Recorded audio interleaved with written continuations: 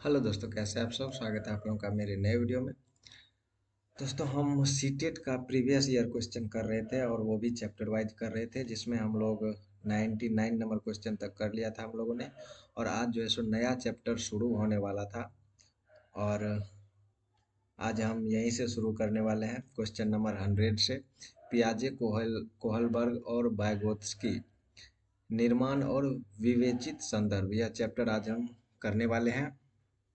तो चलिए बिना किसी देरी के बढ़ते हैं हम अपने क्वेश्चन की तरफ। तो हमारा आज का पहला क्वेश्चन है, क्वेश्चन नंबर 100 है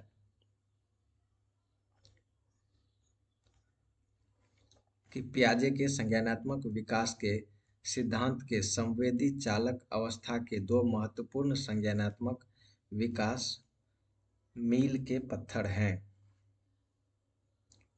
तो पियाजे के संज्ञानात्मक विकास के सिद्धांत के अनुसार संवेदी चालक अवस्था के दो महत्वपूर्ण संज्ञानात्मक विकास मील के पत्थर हैं। वह जो है सो दो महत्वपूर्ण कौन कौन सा संज्ञानात्मक विकास का इसमें से ऑप्शन के अनुसार है: जीववाद और परिवर्तन, या वर्गीकरण और क्रमबद्धता, वस्तु अस्थायित्व और अस्थगित अनुसरण, या फिर प्रतिवर्ती चिंतन और परिकल्पित निगमनात्मक तर्क। तो आप लोग भी अपना जो भी आप लोग इसका आंसर दे रहे हो, तो उसका ऑप्शन जो है सो कमेंट बॉक्स में आप लोग कमेंट जरूर करते जाना। इससे क्या होगा कि आप लोगों को याद करने में बहुत ज़्यादा हेल्प मिलेगा। तो ऑप्शन नंबर सी इसका सही आंसर है, वस्तु अस्थायित्व और अस्थगित अनुसरण। पियाजे के संज्ञानात्मक विकास के सिद्धांत के संवेदी चालक जो है सो वस्तु अस्थायित्व और अस्थगित अनुसरण है। बढ़ते हम अपने अगले क्वेश्चन की तरफ। तो हमारा अगला क्वेश्चन है कि अभिकथन दिया हुआ है यहाँ पर कि शिक्षकों द्वारा प्रदान किया गया आलम्बन बच्चों की सीखने की प्रक्रिया में बाधा डालता है। तो अभिकथन के बारे में, क्या यह अभिकथन सही है या फिर यह अभिकथन गलत है? तो क्या हो जाएगा, तो ये अभिकथन जो है सो बिल्कुल गलत है। अभिकथन कह रहा है कि शिक्षकों द्वारा प्रदान किया गया आलम्बन बच्चों की सीखने की प्रक्रिया में बाधा डालता है। तो ये जो है सो बिल्कुल गलत है। देखते हैं अब इसका कारण क्या दिया हुआ है।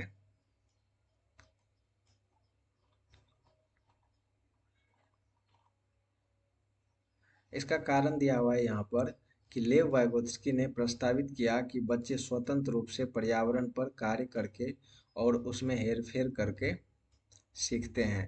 इसका कारण जो है सो लेव वाइगोत्स्की के अनुसार यह जो है सो इसका कारण भी बिल्कुल गलत दिया हुआ है। तो ऑप्शन नंबर इसमें से क्या सही हो जाएगा, ए और आर दोनों गलत है। तो ऑप्शन नंबर बी इसका सही आंसर हो जाएगा।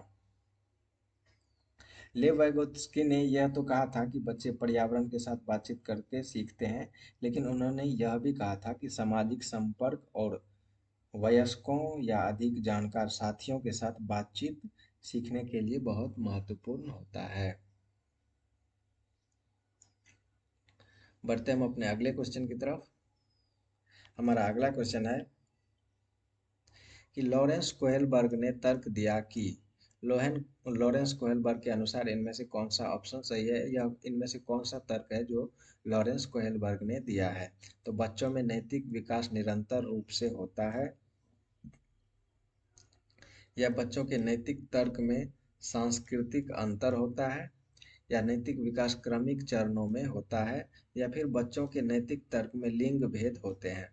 तो ऑप्शन नंबर कौन सा इसमें से सही होगा, तो ऑप्शन डी तो बिल्कुल गलत है। उसके बाद है पहला है कि बच्चों में नैतिक विकास निरंतर रूप से होता है, ये भी गलत है।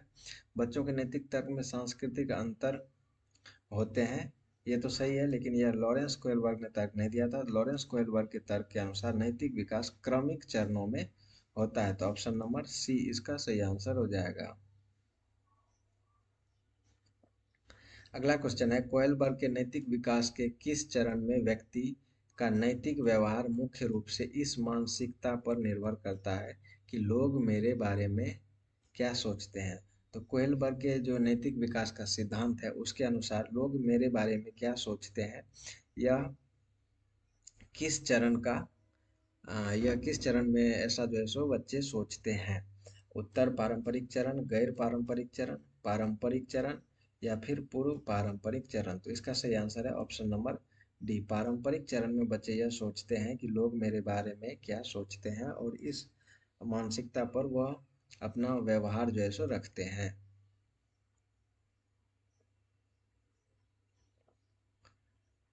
बढ़ते अगले क्वेश्चन की तरफ।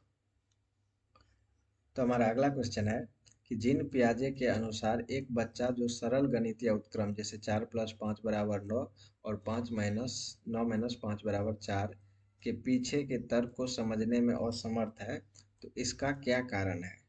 तो अगर कोई बच्चा है जो सामान्य जोड़ या सामान्य घटाव भी और उसके पीछे के तर्क को समझने में असमर्थ है, सामान्य जोड़ या घटाव नहीं कर सकता है, तो जीन पियाजे के अनुसार इसका कारण क्या है।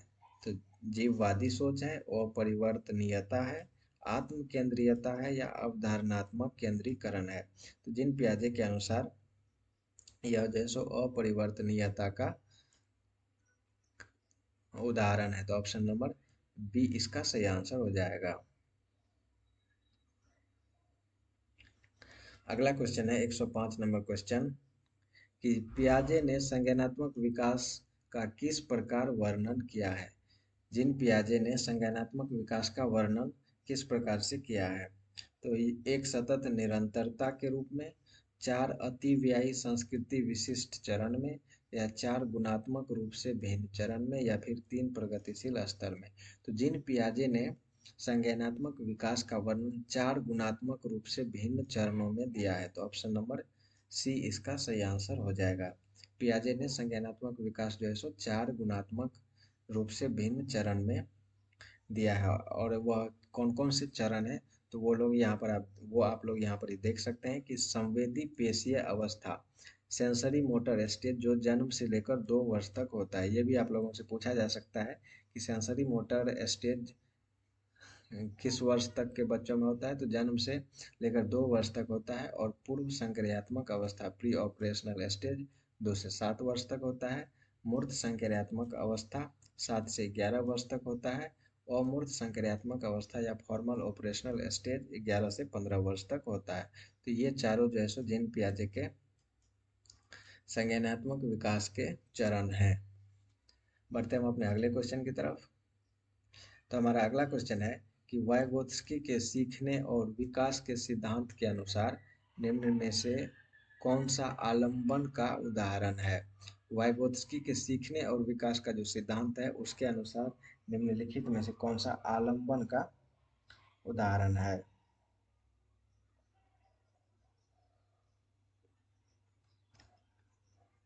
तो किसी कार्य को छोटे चरणों में तोड़ना और आवश्यकता अनुसार सहायता प्रदान करना। तो यही जो है सो ऑप्शन नंबर ए ही इसका सही आंसर हो जाएगा। वाइगोत्स्की के सीखने और विकास के सिद्धांत के अनुसार किसी कार्य को छोटे चरणों में तोड़ना और आवश्यकता अनुसार सहायता प्रदान करना, यही जो है सो आलंबन का उदाहरण है। तो ऑप्शन नंबर ए इसका सही आंसर हो जाएगा। और आलंबन को जो है सो मचान या फिर पार भी कहा जा सकता है। लेव वाइगोत्स्की के सीखने और विकास के सिद्धांत के अनुसार किसी कार्य को छोटे चरणों में तोड़ना और आवश्यकता अनुसार सहायता प्रदान करना आलंबन कहा जाता है, आलंबन का उदाहरण है। और आलंबन को जो है सो मचान या स्कैफोल्डिंग या फिर पार भी कहा जाता है। पार क्या होता है, तो पार जो है सो आधारभूत सहायता होता है। वाइगोत्स्की द्वारा दिया गया यह शब्द है और इसमें उन्होंने प्रस्ताव दिया है कि शिक्षकों को, परिवार को, मित्रों आदि द्वारा बच्चों को उनके अधिगम में जो अस्थायी मदद दी जाती है वही जो है सो पार कहलाता है। तो बढ़ते हैं हम अपने अगले क्वेश्चन की तरफ। तो हमारा अगला क्वेश्चन है कि वाइगोत्स्की के अनुसार बच्चे स्वयं से बात करते हैं तो विचार और आत्म नियमन में सहायता के लिए, आत्म सुदृढ़ीकरण प्रदान करने के लिए जब वयस्क उन्हें अनदेखा कर रहे हों, या क्योंकि वे आत्म केंद्रित होते हैं, या फिर क्योंकि उनकी सोच अतार्किक होती है। तो वाइगोत्स्की के अनुसार बच्चे स्वयं से बात क्यों करते हैं, तो इसके अनुसार जो है सो कौन सा ऑप्शन सही हो जाएगा। तो इसके अनुसार इसका सही ऑप्शन हो जाएगा ऑप्शन नंबर ए। विचार और आत्म नियमन में सहायता के लिए वाइगोत्स्की के अनुसार बच्चे स्वयं से बात इसीलिए करते हैं क्योंकि वो अपने विचार और आत्म नियमन में सहायता प्राप्त करना चाहते हैं। बढ़ते हैं अपने अगले क्वेश्चन की तरफ। तो हमारा अगला क्वेश्चन है 108 नंबर क्वेश्चन, कि जीन पियाजे के अनुसार निम्नलिखित में से कौन सी क्षमताएं पूर्व संक्रियात्मक अवस्था की विशेषता है। तो इनमें से कौन सा क्षमता जो है सो पूर्व संक्रियात्मक अवस्था की विशेषता है। प्रतीकात्मक खेल और जीववाद, वर्गीकरण और क्रमबद्धता, संरक्षण और अमूर्त चिंतन, या फिर नकल और प्रतिवर्तिता। तो इसका सही आंसर क्या हो जाएगा। तो जिन पियाजे के अनुसार पूर्व संक्रियात्मक अवस्था की विशेषता, इसमें ऑप्शन के अनुसार ऑप्शन ए सही है, प्रतीकात्मक खेल और जीववाद है। बढ़ते हैं हम अपने अगले क्वेश्चन की तरफ। तो हमारा अगला क्वेश्चन है कि लेव वाइगोत्स्की के अनुसार बच्चे अपने स्वयं के व्यवहार को किस प्रकार नियमित करते हैं। वाइगोत्स्की के अनुसार बच्चे अपने खुद के व्यवहार को किस प्रकार से नियमित करते हैं, रेगुलर करते हैं। तो खुद को पुनर्बलन के उपयोग द्वारा, या अनुकूलन की प्रक्रिया द्वारा, या आत्मवाक्र के प्रयोग के द्वारा, या फिर संतुलीकरण की प्रक्रिया के द्वारा। तो आप लोग इसका आंसर कमेंट बॉक्स में बताइए, जब तक मैं आप लोगों को बताता हूँ। जितने भी क्वेश्चन मैं करा रहा हूँ उसका आंसर आप लोग भी अगर पहले अपने मन में सोचते हैं तो उसका आंसर आप लोग कमेंट बॉक्स में अगर लिख देते हो तो वो जो है सो आप लोगों को याद करने में बहुत ज़्यादा हेल्पफुल होगा। तो इसका सही आंसर है ऑप्शन नंबर सी, आत्मवाक्र के प्रयोग के द्वारा। ऑप्शन नंबर सी इसका सही आंसर है, आत्मवाक्र के प्रयोग के द्वारा। बढ़ते हैं अगले क्वेश्चन की तरफ। तो हमारा अगला क्वेश्चन है कि कक्षा 5वीं के बच्चों को तैरने और डूबने की अवधारणाओं को पढ़ाने के लिए संरचनावाद में दृढ़ विश्वास रखने वाले शिक्षकों द्वारा कौन सा शैक्षणिक दृष्टिकोण अपनाया जाएगा। जो कक्षा 5 के बच्चे हैं उनको तैरने और डूबने की अवधारणा को पढ़ाने के लिए संरचनावाद में जो दृढ़ विश्वास रखने वाले शिक्षक हैं वह कौन से शैक्षणिक दृष्टिकोण को अपनाएंगे उनको पढ़ाने के लिए। तो निर्देशित खोज विधि, वीडियो दिखाकर, व्याख्यान विधि से, या फिर पावर पॉइंट प्रस्तुतिकरण दिखाकर। तो इसका सही आंसर क्या हो जाएगा। तो इसका सही आंसर हो जाएगा निर्देशित खोज के द्वारा। तो ऑप्शन नंबर ए इसका सही आंसर हो जाएगा, निर्देशित खोज के द्वारा। तो निर्देशित खोज क्या है। तो निर्देशित खोज जैसा ऐसा तकनीक है जिसमें शिक्षक किसी भाषा के उदाहरण को जो प्रदान करते हैं और शिक्षार्थी को स्वयं नियम ढूंढने में मदद करते हैं।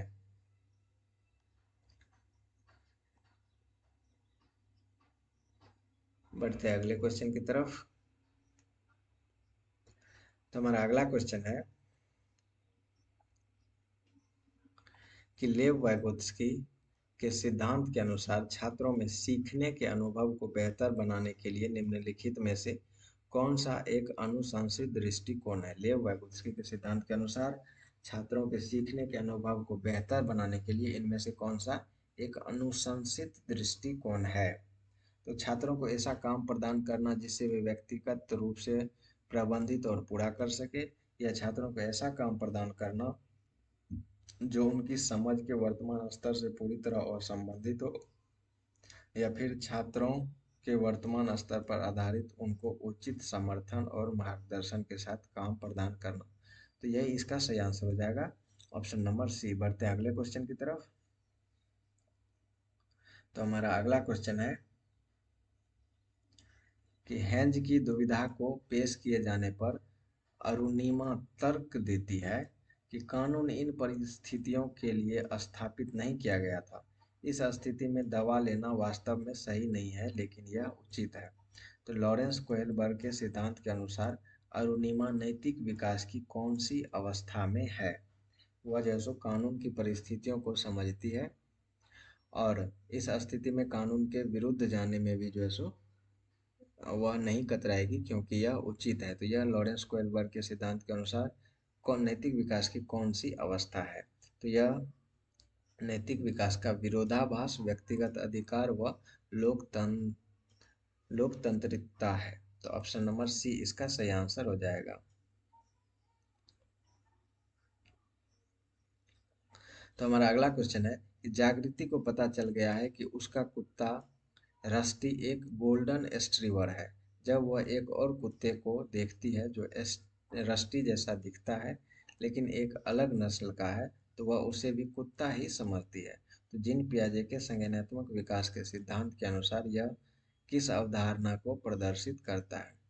समायोजन, वस्तु स्थायित्व, अहम केंद्रिता, संरक्षण। तो इसका सही आंसर क्या हो जाएगा? तो इसका सही आंसर है ऑप्शन नंबर ए, समायोजन।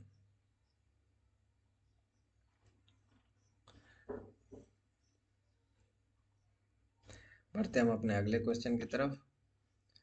तो हमारा अगला क्वेश्चन है कि सामाजिक रचनावादियों के अनुसार अधिगम की प्रक्रिया के बारे में निम्नलिखित में से कौन सा कथन सही है? तो सामाजिक रचनावादियों के अनुसार जो सो अधिगम की प्रक्रिया में इनमें से कौन सा सही है? तो अधिगम अर्थ निर्माण की एक सामाजिक प्रक्रिया है। अधिगम एक व्यक्तिवादी प्रक्रिया है जो अलगाव में होता है। अधिगम केवल कक्षा या औपचारिक शैक्षणिक विन्यास में होता है। या अधिगम एक निष्क्रिय है जो केवल अवलोकन के माध्यम से होता है। तो इसका सही आंसर हो जाएगा ऑप्शन नंबर ए, अधिगम अर्थ निर्माण की एक सामाजिक प्रक्रिया है। सामाजिक रचनावादियों के अनुसार अधिगम अर्थ निर्माण की एक सामाजिक प्रक्रिया है। बढ़ते अगले क्वेश्चन की तरफ। तो अगला क्वेश्चन है, रस्सी कूदते समय पैर में रस्सी फंसने के कारण आउट होने के बाद अरु कहती है कि उसे रस्सी ने जानबूझकर आउट किया है। तो जीन पियाजे के संज्ञानात्मक विकास सिद्धांत के किस अवस्था में बच्चे इस तरह के तर्क देते हैं? तो यह जो है सो मूर्त संक्रियात्मक अवस्था, औपचारिक संक्रियात्मक अवस्था, संवेदी चालक अवस्था या पूर्व चालन अवस्था। यह किसका उदाहरण हो जाएगा? तो यह जो है सो पूर्व चालन अवस्था है जिसमें बच्चे निर्जीव को भी सजीव ही समझते हैं। बढ़ते हम अपने अगले क्वेश्चन की तरफ।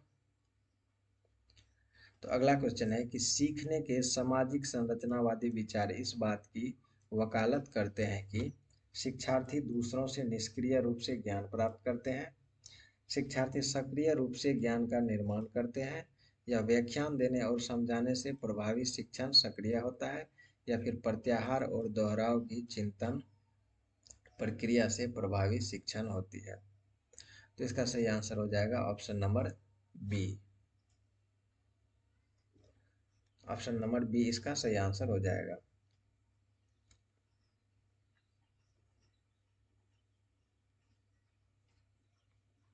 बढ़ते हम अपने अगले क्वेश्चन की तरफ। तो अगला क्वेश्चन है कि जीन पियाजे के संज्ञानात्मक विकास के सिद्धांत के अनुसार निम्नलिखित में से कौन सी क्षमता मूर्त संक्रियात्मक सोच और पूर्व संक्रियात्मक सोच से अलग करती है?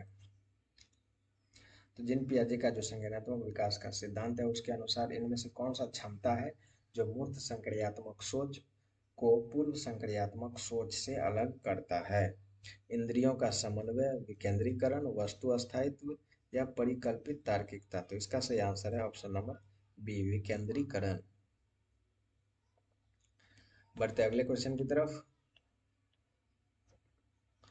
तो अगला क्वेश्चन है, निम्न में से कौन सा आलंबन के उदाहरण है? इनमें से कौन सा जो है सो आलंबन का उदाहरण है, या पाड़ का उदाहरण है, या एस्केप फोल्डिंग का उदाहरण है, या फिर मचान का उदाहरण है? तो बोलकर सोचो, संकेत और इशारे, प्रश्न, आधा हल किया हुआ उदाहरण, या रटकर दोहराओ। तो इनमें से कौन कौन सा जो है सो आलंबन का उदाहरण है? तो इसका सही आंसर है ऑप्शन नंबर ए है सही, उसके बाद बी है, सी भी सही है, और आधा हल किया हुआ उदाहरण ये भी सही है। तो option number A B C D सही है। तो A B C D option C में, तो इसका सही आंसर हो जाएगा ऑप्शन नंबर सी, रटकर दोहराओ जैसो आलंबन का उदाहरण नहीं है।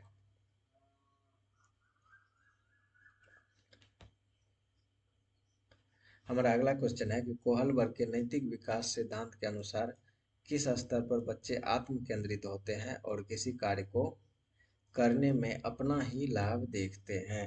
पहले स्तर के पहले चरण में, पहले स्तर के दूसरे चरण में, दूसरे स्तर के तीसरे चरण में, या तीसरे स्तर के पांचवें चरण में? तो इसका सही आंसर हो जाएगा ऑप्शन नंबर बी, पहले स्तर के दूसरे चरण में बच्चे किसी कार्य को करने में अपना ही लाभ देखते हैं। तो ऑप्शन नंबर बी इसका सही आंसर हो जाएगा।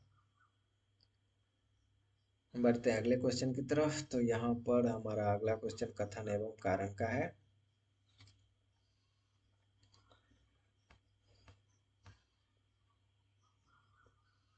तो चलिए देखते हैं, हम अपने कथन की तरफ चलते हैं। तो क्या यह कथन सही है या गलत है? तो कथन कह रहा है कि लॉरेंस कोहेलबर्ग के नैतिक विकास सिद्धांत में बच्चे कार्यों को उनके परिणाम के आधार पर अच्छा या बुरा समझने से इस समझ पर पहुंचते हैं कि नियम और कानून नम्य है और बदले जा सकते हैं। तो यह अभिकथन जो है सो बिल्कुल सही है, और इसका कारण दिया हुआ है कि लॉरेंस कोहेलबर्ग का तर्क यह है कि नैतिक विकास क्रमिक रूप से चरणों में होता है। ये भी सही है। तो लॉरेंस कोहेलबर्ग के अनुसार नैतिक विकास जो है सो क्रमिक रूप से और चरणों में होता है। तो अब बढ़ते इसके ऑप्शन की तरफ। तो इसका सही आंसर क्या हो जाएगा? तो कथन और कारण जो है सो दोनों सही है। तो इसका सही आंसर हो जाएगा ऑप्शन नंबर ए, कथन एवं कारण दोनों सही है।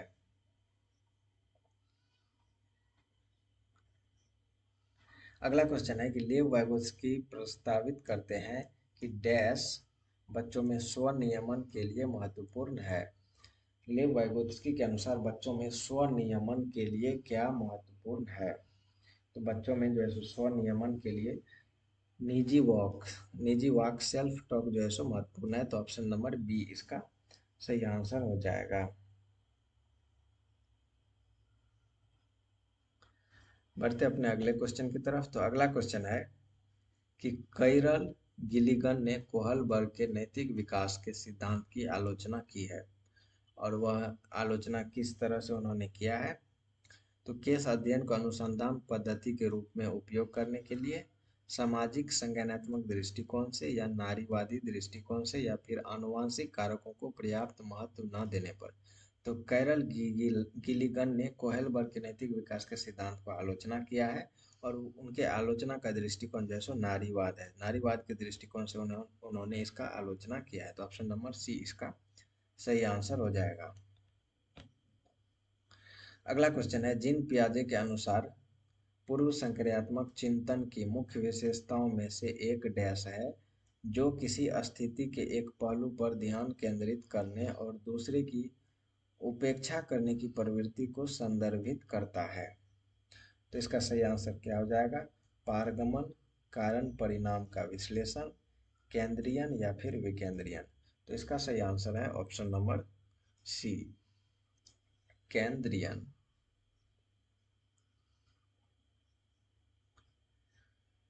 बढ़ते अगले क्वेश्चन की तरफ। तो अगला क्वेश्चन है कि लॉरेंस कोहलबर्ग ने नैतिक तर्क के किस स्तर पर बच्चे आमतौर पर मानते हैं कि लोगों को समाज की अपेक्षाओं पर खरा उतरना चाहिए और अच्छे तरीकों से व्यवहार करना चाहिए? तो वह कौन सी अवस्था है जिसमें बच्चे यह समझते हैं कि लोगों को समाज के अपेक्षाओं पर खरा उतरना चाहिए और अच्छे तरीकों से व्यवहार करना चाहिए? तो इसका सही आंसर हो जाएगा ऑप्शन नंबर डी, पारंपरिक स्तर। अब अगला क्वेश्चन कथन एवं कारण का है। तो चलिए देखते हैं कथन और कारण में इसमें अभिकथन क्या कह रहा है। तो यहाँ पर अभिकथन दिया हुआ है कि शिक्षकों और साथियों जैसे अधिक जानकार अन्य लोगों के साथ बातचीत शिक्षार्थियों को उनकी समझ और कौशल विकसित करने में मदद करने के लिए आवश्यक समर्थन और मार्गदर्शन प्रदान कर सकती है। तो अभिकथन तो बिल्कुल सही है। उसके बाद कारण है कि सामाजिक संपर्क जो है सो सीखने और विकास का एक प्रमुख घटक है। तो सामाजिक संपर्क सीखने और विकास का एक प्रमुख घटक है। तो कारण भी जो है सो बिल्कुल सही दिया हुआ है।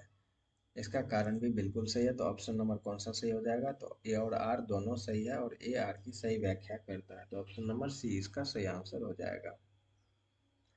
बढ़ते अगले क्वेश्चन की तरफ। तो अगला क्वेश्चन है कि लेव वाइगोत्स्की के अनुसार डैश बच्चों के संकल्पनात्मक योग्यताओं के विकास में महत्वपूर्ण भूमिका निभाता है। बच्चों के संकल्पनात्मक योग्यता के विकास में महत्वपूर्ण भूमिका क्या निभाता है लेव वाइगोत्स्की के अनुसार?